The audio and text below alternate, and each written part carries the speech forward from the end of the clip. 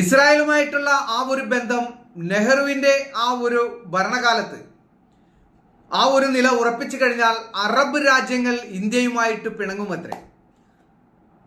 അപ്പൊ അറബ് രാജ്യങ്ങൾ പിണങ്ങിക്കഴിഞ്ഞാൽ അറബ് രാജ്യത്ത് നിന്നും നമ്മുടെ ഇന്ത്യയിലേക്ക് കിട്ടേണ്ടതായിട്ടുള്ള ആ ഒരു പെട്രോളും അതുപോലെ തന്നെ ഗ്യാസും ഇങ്ങനെ ഒരുപാട് സംഭവങ്ങളുണ്ട്. അതൊക്കെ ഇന്ത്യക്ക് കിട്ടാതായി വരുമോ?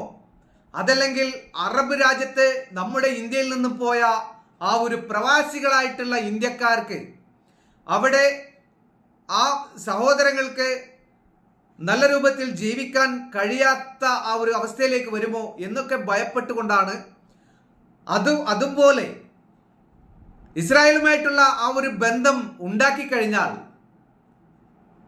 ഇന്ത്യയിലുള്ള മുസ്ലിങ്ങളുടെ വോട്ട് ഇന്ത്യൻ നാഷണൽ കോൺഗ്രസിന് കിട്ടാതെ വരുമോ എന്നുള്ള ആ ഒരു ചിന്തയും ആ ഒരു തുടർന്നുള്ള ഭരണ സംവിധാനങ്ങൾ മുന്നോട്ട് കൊണ്ടുപോകാൻ മുസ്ലിങ്ങളുടെ ആ ഒരു വോട്ട് നഷ്ടപ്പെട്ടാൽ നെഹ്റുവിന് പിന്നെ രാജ്യത്ത് പിടിച്ചു നിൽക്കാൻ കഴിയാതെ വരുമോ എന്നുള്ള ആ ഒരു ഭയം തന്നെയായിരുന്നു ഇസ്രായേലുമായിട്ടുള്ള ആ ഒരു ബന്ധത്തിൽ വലിയ ആ ഒരു ഭിന്നത കാണിച്ച് നെഹ്റു എക്കാലവും നിന്നിരുന്നത് എന്ന് നമുക്ക് മനസ്സിലായി. അപ്പോ ആ ഒരു ചരിത്രം അതിൻ്റെ നെഹ്റുവിന്റെ കാലത്തിന് ശേഷം ഇസ്രായേലുമായിട്ടുള്ള ആ ഒരു ബന്ധം നിലയുറപ്പിച്ചപ്പോൾ ഇസ്രായേലുമായിട്ടുള്ള എല്ലാ ബന്ധങ്ങളും ഉണ്ടായി തുടർന്നു വന്നപ്പോൾ പാകിസ്ഥാനുമായിട്ടുള്ള യുദ്ധങ്ങളിൽ ഇസ്രായേലിന്റെ ആ ഒരു നിഴൽ പോലെയുള്ള ആ ഒരു സംവിധാനങ്ങൾ ഇന്ത്യയുടെ കാവലായി മാറി എന്നുള്ളതാണ്. അപ്പോ നെഹ്റു ചിന്തിച്ച ആ ഒരു ചിന്താഗതിയല്ല ഇന്ന് അതിനുശേഷമുണ്ടായ ആ ഒരു പ്രൈം മിനിസ്റ്റർമാരൊക്കെ ചിന്തിച്ചത്. കാരണം ഇസ്രായേലിന്റെ ആ ഒരു സപ്പോർട്ട് നമ്മുടെ ഭാരതത്തിന് ഉണ്ടായിക്കഴിഞ്ഞാൽ നമ്മുടെ ഭാരതത്തിന് നേരെ ഒരു രാജ്യവും വിരൽ ചൂണ്ടില്ല എന്ന് മനസ്സിലാക്കിയ നെഹ്റുവിന് ശേഷമുണ്ടായിരുന്ന പ്രധാനമന്ത്രിമാർ ആ ഒരു ബന്ധം ഊട്ടിയുറപ്പിച്ചു എന്നുള്ളതാണ്.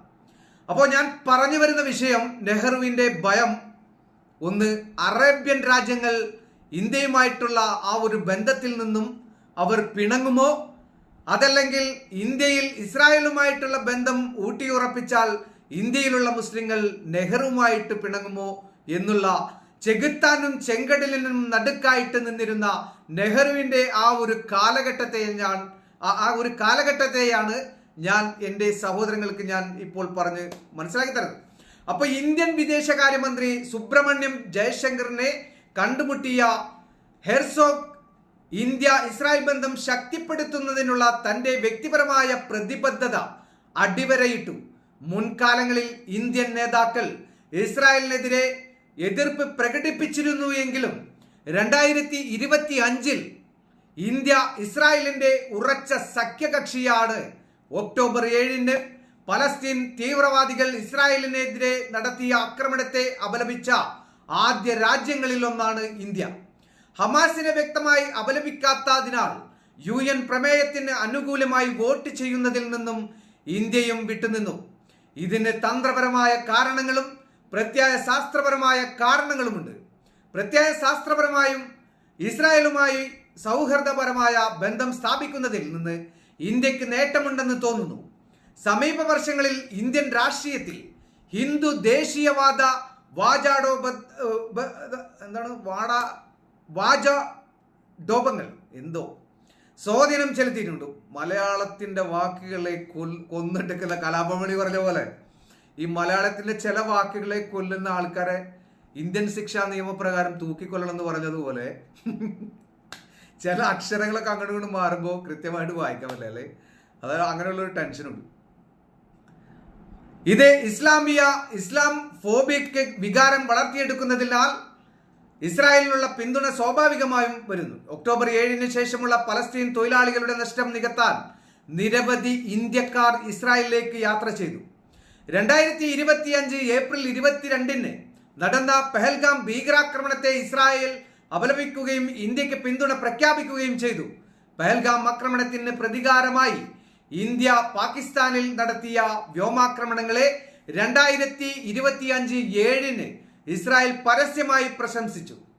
ഭീകരതയ്ക്കെതിരായ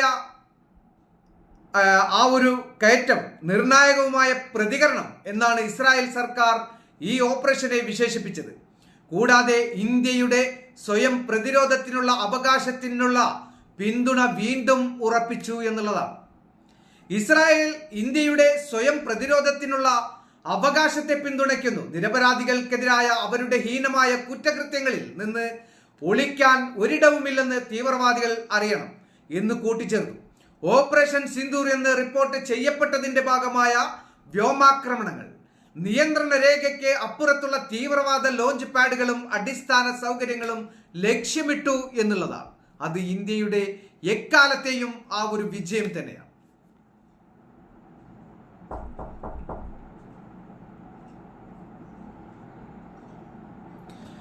അപ്പോ 1971 ഇന്ദിരാഗാന്ധി നടത്തിയ ആ ഒരു പാകിസ്ഥാനുമായിട്ടുള്ള യുദ്ധത്തിലും ഇസ്രായേലിന്റെ ആ ഒരു പങ്ക് ചെറുതല്ല എന്ന് നമുക്ക് മനസ്സിലാക്കാം.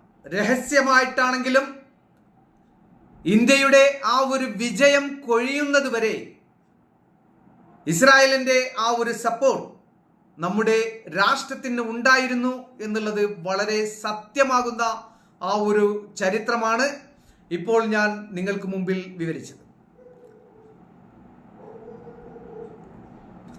അപ്പൊ ഇന്ത്യയും പാകിസ്ഥാനും തമ്മിൽ മെയ് 7 ആരംഭിച്ച സംഘർഷത്തിൽ പാകിസ്ഥാനെ തുർക്കി ആയുധം നൽകി സഹായിച്ചുവെന്ന റിപ്പോർട്ടുകളുടെ പശ്ചാത്തലത്തിൽ തുർക്കിയിലേക്കും അസർബൈജാനിലേക്കുമുള്ള യാത്രകൾ ബഹിഷ്കരിക്കാൻ ഇന്ത്യയിൽ ആഹ്വാനങ്ങൾ ഉയർന്നിരിക്കുകയാണ്. ഇരു രാജ്യങ്ങളുടെയും പാകിസ്ഥാൻ അനുകൂല നിലപാടിൽ പ്രതിഷേധിച്ചാണ് ഈ നീക്കം. നിലവിൽ തുർക്കി ചില സാമ്പത്തിക പ്രതിസന്ധികൾ അഭിമുഖീകരിച്ചുകൊണ്ടിരിക്കുകയാണ്. അതിനിടെയാണ് ഇന്ത്യയുടെ കോപം തുർക്കി ക്ഷണിച്ചു വരുത്തിയിരിക്കുന്നത്. അപ്പോ തുർക്കിയുടെ സാമ്പത്തിക സ്ഥിതി എങ്ങനെ എന്നുള്ള ഒരു ചോദ്യം അവിടെ വരുന്നുണ്ട്.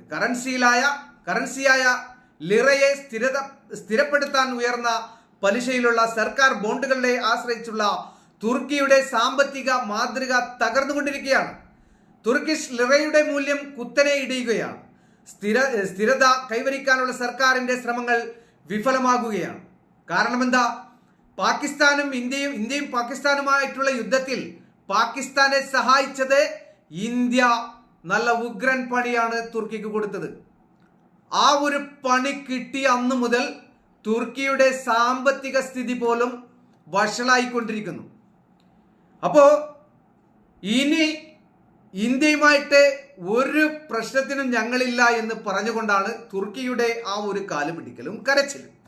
എന്തായാലും വളരെ ഇഷ്ടപ്പെടുന്ന നമ്മുടെ ഒരു ഇന്ത്യ ചരിത്രങ്ങൾ അത് എത്ര നമ്മൾ പഠിച്ചാലും ആ ഒരു ചരിത്രങ്ങളുടെ ഉള്ളിലേക്ക് ഇറങ്ങിച്ചെന്നാലും നമുക്ക് ഒരിക്കലും മടുക്കില്ല എന്ന് തന്നെയാണ് എനിക്ക് തോന്നിയിട്ടുള്ളത്. കാരണം ഇന്ത്യയുടെ ചരിത്രം